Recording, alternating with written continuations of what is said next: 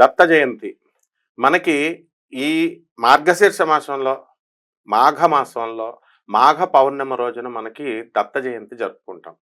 మనందరికీ తెలుసు శ్రీపాద వల్లభులు మొదటి అవతారం అయితే, రెండో అవతారమైనటువంటి నృసింహ సరస్వతి స్వాముల వారు దత్తాత్రేయులు వారు అవతారం. మరి ఆయన నృసింహ సరస్వతి స్వాముల వారు ఈ మాఘ పౌర్ణమి రోజున మనం గాణగాపురంలో దత్త జయంతిగా జరుపుకుంటాం.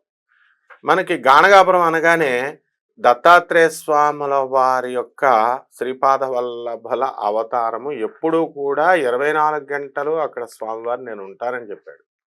అందువలన అక్కడ మనకి భీమా అమరజా నది సంగమంలో మనకి స్వాముల వారు అక్కడ ఏం చేసేవారండి, రోజు నరసింహ సరస్వతి స్వాముల వారు స్నానం చేసేవారు.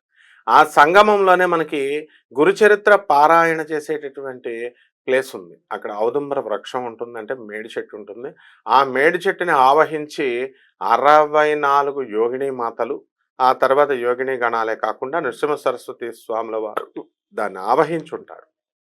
మరి అక్కడే సంగమేశ్వర స్వామి వారి దేవాలయము, అలాగే ప్రక్కనే అఖిలాండేశ్వరి అమ్మవారి దేవాలయము కూడా ఆ సంగమంలో ఉంటుందన్నమాట. అక్కడ స్నానం చేసినటువంటి గురుదేవులు నృసింహ సరస్వతి స్వాముల వారు మరి అలా వెళ్తూ అక్కడ మఠం ఉంటుంది. అక్కడ విశ్రాంతి ఘట్ట అని ఉంటుంది. విశ్రాంతి ఘట్టం అక్కడ పడుకొని ఈ అష్టతీర్థాలలో స్నానం చేస్తారు అంతా కూడా భక్తులు.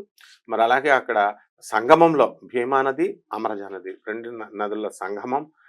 ఈ 8 తీర్థాలు కాకుండా ఇదొక సంగమం అనమాట.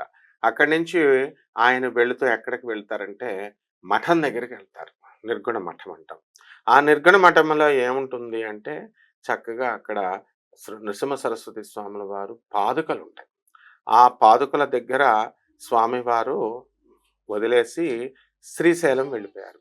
అంతర్ధానమయ్యారు, అవతారం చాలించారనమాట. అప్పుడు ఆయన ఏమంటారు, నేను ఈ నిర్గుణ పాదుకల్లో ఉంటాను అన్నారు. ఎవరైతే గాణగాపుర యాత్ర చేస్తారో మరి అటువంటి వారు ఈ యొక్క నిర్గుణ పాదుక దర్శనం కనుక చేసుకోకపోయినట్లయితే మనకి ఆ యాత్ర సంపూర్ణత సిద్ధించదు. కారణం ఏంటంటే ఎంతసేపు కూడా ఏ దేవుడిదైనా మనం మామూలుగా యాత్రా స్థలంలాగా వెళ్తామో దర్శనం చేసుకొని వస్తాం. కానీ గురుక్షేత్రాలలో ఏమవుతుంది, ఒక రాఘవేంద్ర స్వామి కానీ, దత్తాత్రేయ స్వామి వారు కానీ, ఇలాంటి గురుక్షేత్రాలలో మనం పాదుకలకి అధిక ప్రాధాన్యత ఇస్తాం. కాబట్టి ఈ నిర్గుణ పాదుకలు ఆ నిర్గుణ మఠంలో ఆ కిటికీలో నుంచి మనకు చూపిస్తారు. అక్కడ మనం ఆ స్వామివారిని, ఆ పాదుకల్ని మనం దర్శించుకుంటాం. నిత్యం కూడా అక్కడ ఆ పాదుకలకి మరి చందనంతో అవంతా కూడా పూజలు పునస్కారాలు అన్నీ కూడా జరుగుతూ ఉంటాయి. అలాగే ఆ పాదుకల దగ్గర మనకు మధుకరి నిర్గుణ మఠం పక్కనే అన్నదానం చేస్తారు దేవస్థానం వారు. మధుకరి అంటే స్వామివారి ప్రసాదం. అలాగే అక్కడి నుంచి అక్కడే ఆ దేవాలయంలోనే ఒక రావి చెట్టు ఉంది. ఇప్పుడు అది యాక్చువల్గా మర్రి చెట్టు అనమాట. ఆ మర్రి చెట్టు రావి చెట్టు ఇప్పుడు కలిపి ఉన్నాయి. అది కాలక్రమేణా మనకి అది తగ్గిపోయిందనమాట, మరణించింది.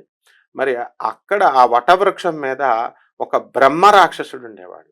ఆ బ్రహ్మ రాక్షసుడు ఏం చేసేవాడు, ఆ ఊర్లో వచ్చినటువంటి వాళ్ళందరినీ కూడా చంపి ఆహారంగా తినేసేవాడు.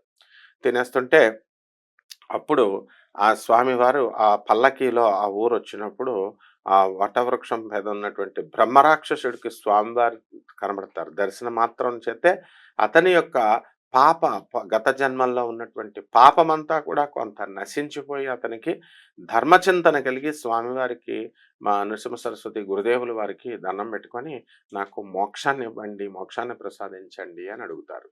కాబట్టి ఆ విధంగా మరి ఆ మోక్షాన్ని స్వామివారు ఏం చేస్తారు, అతనిలో ఉన్నటువంటి బ్రహ్మ రాక్షస పైశాచిక గణాలనన్నిటినీ కూడా ఉపసంహరింపజేసి తర్వాత వారిని ఉద్ధరిస్తారు. ఈ విధంగా నృసింహ సరస్వతి స్వాముల వారు అనేకమైనటువంటి లీలలు మనకి గాణగాపుర క్షేత్రంలో చేశారు. అలాగే ఒక బర్రె బర్రె పాలుని గొడ్డుపోయినటువంటి ఒక బర్రె ఉంటుంది, గేదె. ఆ గేదెని ఏం చేశారంటే వృద్ధాప్యానికి వచ్చేసింది కాబట్టి ఇది పనికిరాదని చెప్పేసి పాలు ఇవ్వదని ఆ యజమానులు యాయవారం అంటే భిక్షాటన చేసుకొని బతుకుతూ ఉంటారు బ్రాహ్మణ దంపతులు. అప్పుడు ఆ గేదెని అక్కడికి పంపిస్తారనమాట. రోజు కూలి పనికి పంపించి ఆ వచ్చినటువంటి కూలి డబ్బులతో ఈ జీవనాన్ని సాగిస్తూ ఉంటారు ఈ వృద్ధ దంపతులు. వారిపైన నృసింహ సరస్వతి గురుదేవుల వారికి కరుణ కలుగుతుంది. అందువలన ఆ రోజున భిక్షాటనకని వాళ్ళ ఇంటికి వెళ్తారు. వాళ్ళ ఇంటికి వెళితే అక్కడ ఆమె భిక్షాటన మా భర్త లేడండి కూర్చోండి అని చెప్పి ఆమె బయటికి వెళ్ళారనంటే, "అమ్మ నాకు ఆలస్యం అవుతుంది. ఆ బర్రె ఉంది కదమ్మా! ఆ బర్రె పాలివ్వండి" అని అడుగుతారు.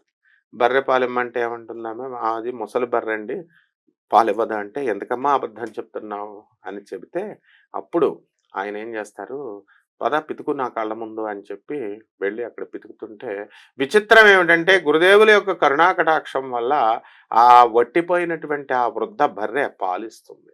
అది గురుదేవుల యొక్క మహిమ. అలాగే మరొకళ్ళని ఆ గాణగాపుర క్షేత్రంలో మరి తినడానికి కూడా తిండి లేక ఆయవారం భిక్షాటన చేసుకొని బ్రతుకుతున్నటువంటి ఒక వృద్ధ దంపతులున్నారు. వాళ్ళ ఇంట్లో ఒక తుమ్మ చెట్టు ఉంటుంది. తుమ్మ గింజలను కాస్తుంది. ఎప్పుడైతే వాళ్ళకి ఊర్లో భిక్షాటన దొరకదో అప్పుడు ఈ తుమ్మ గింజల్ని త్రుంచుకొని, వండుకొని కాలక్షేపం చేస్తూ ఉండేవారు. ఒక రోజున గురుదేవులైనటువంటి నృసింహ సరస్వతి స్వాముల వారికి ఆ దంపతుల పైన ప్రేమ కలిగింది. అక్కడికి వెళ్లారాయన. వాళ్ళ ఇంటిని వాళ్ళని ఉద్ధరించడానికి. వెళ్లి కొంచెంసేపు కూర్చుంటే భర్త బయటికి వెళ్ళాడండి. భిక్షాటనకి వెళ్ళాడు. వచ్చిన తర్వాత గింజలొచ్చిన తర్వాత వండుతానంటే, ఈ లోపల ఆ బ్రాహ్మడొచ్చినా గింజలు లేవు. ధాన్యం ఎవరు ఇవ్వల. అప్పుడు గురుదేవులు ఏం చేస్తారంటే, ఆహ్, వాళ్ళ ఇంట్లో ఉన్నటువంటి ఆ తుమ్మ పాదు గింజలతో వండి పెడతది. వండి పెడితే ఆ భోజనం చేస్తారు గురుదేవులు. చేసి వెళ్ళిపోయేటప్పుడు ఏం చేస్తారు, ఆ తుమ్మ పాదుని ఇలా పీకేస్తారు. పీకేసి కొంచెంసేపు విశ్రాంతి తీసుకున్న తర్వాత దాన్ని బయట ఇలా పడేసి వెళ్ళిపోతుంటే ఆమంటుంది, ఈయనేం గురువండి, ఈయన మనకి తిండి పెట్టేటటువంటి ఆ తుమ్మ పాదుని పీకేశారు. మనం తిండి పెడితే మనకి ద్రోహం చేయడం తప్పు గదా! అతను పీకేసి మనకి నోటి దగ్గర తిండిని పీకేశారంటే, ఆమె భర్త మాత్రం మహాభక్తుడు. ఆయనేమంటాడు, "అలా కాదు, గురుదేవులకి సంకల్పం అనేకమైనటువంటిది ఉన్నాయి. ఏదో సంకల్పం ఉంది" అనంటే, "లేదు ముందు మీరుగా ఆ మొక్కను వెయ్యండి" అంటే, ఆ మొక్కను మళ్ళీ పీకేసినటువంటి ఆ మొక్కను వేయడానికి వీళ్ళు గుణపంతో తవ్వుతుంటే లంకె బిందె దొరుకుతుంది. దాని నిండా బంగారపు కాసులుంటాయి. ఆశ్చర్యపోయినటువంటి అతను ఆ దంపతులు తీసుకెళ్ళి గురుదేవులైనటువంటి నరసింహ సరస్వతి స్వాముల వారికిస్తే, వారేమంటారు, "ఇది ఎవరికీ చెప్పకండి. మరి గవర్నమెంట్ తీసేసుకుంటది." అప్పుడు కూడా సేమ్ రూల్. కాబట్టి మీరు ఎవరికీ చెప్పకుండా మీరు అది మీదే. అది ఇప్పించడానికే నేనొచ్చానని చెప్తారు. ఈ విధంగా అప్పటినుంచి వాళ్ళు ధనవంతులయ్యారు. అనేకమైనటువంటి లీలలు. చనిపోయినటువంటి వాళ్ళని బ్రతికించారు గురుదేవులు. మరి అలాగే ఒక నమ్మినటువంటి రైతునికి మిగతా వాళ్ళందరికీ కూడా ఆ 10 ఎకరాల రైతుని కరుణించి మరి రాబోయేటటువంటి తుఫాన్ని గ్రహించి క్షామంతో ఆ ఏరియా అంతా కూడా పాడైపోతున్నటువంటి దాన్ని ఆ పంటల్ని కట్ చేసేయమంటాడు. సగం పండిన పంటని కట్ చేసేస్తాడు ఆ రైతు. అప్పుడు ఏమవుతుంది, మిగతా వాళ్ళందరూ కూడా పంటలు మంచిగా పండుతాయి. ఈ లోపల కట్ చేసేసిన వెంటనే వర్షాలొస్తాయి. వర్షాలొచ్చి మొత్తం అందరి పంటలు కూడా కుళ్ళిపోయినాయి 10 రోజులు నీళ్లుండడం వల్ల. ఇతను కట్ చేసేసాడు కాబట్టి మళ్ళీ మా ఆ తుఫాన్ అయిపోయిన తర్వాత ఆ నీరు ఎండిపోయిన తర్వాత మొలకలొచ్చినియి. ఆ మొలకలొచ్చినటువంటి ధాన్యం విరగబాసేసింది. అందువలన అతను మిగతా వాళ్ళందరికీ కూడా ఆ ఊరి వారందరికీ కూడా ఆ రైతు ధాన్యాన్నిచ్చాడు. ఇదంతా కూడా పంచాడు. ఇదంతా కూడా గురుదేవుల యొక్క కృపా కటాక్షం వల్ల అనేకమైనటువంటి లీలలు జరిగినాయి.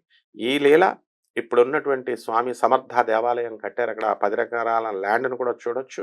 ఇది ఎవరింట్లో అయితే మరి జరిగినాయో ఆ పూజారిని నేను ఒక ఇంటర్వ్యూలో నేను మీ అందరికీ కూడా చూపించడం జరిగింది. కాబట్టి గురుదేవులు చేసినటువంటి ప్రతి లీల కూడా సత్యమైనటువంటిది. అటువంటి జగద్గురువులైనటువంటి నరసింహ సరస్వతి స్వాముల వారు మనకి ఆయన గణగాపుర క్షేత్రంలో నిత్య భిక్షాటన చేస్తూ ఉంటారు. మధ్యాహ్నం 12 గంటలకి భిక్షాటనకు వస్తాను నేను ఎక్కడున్నా సరే. ఆ ఊర్లో నిత్య నివాసిని నేను అని చెప్పారు. అందువలన ఏదో ఒక రూపంలో వస్తారు ఆయన. కాబట్టి గాణగాపుర వాస్తవ్యులంతా కరుణామయులంటే ఆతిథ్యం ప్రతి 12 గంటలకి కూడా ఊరు వాళ్ళు ఎవరిచ్చినా దత్తస్వరూపంగా తినకుండా వెళ్తే మనం వాళ్ళు పాపాత్ములైపోయారని చాలా బాధపడతారు. మేమేం పాపం చేశాం, మేము ఆఫర్ చేస్తుంటే తినడం లేదని. అటువంటి గంధర్వపురం అది. అటువంటి గాణగాపురం కాలక్రమేణా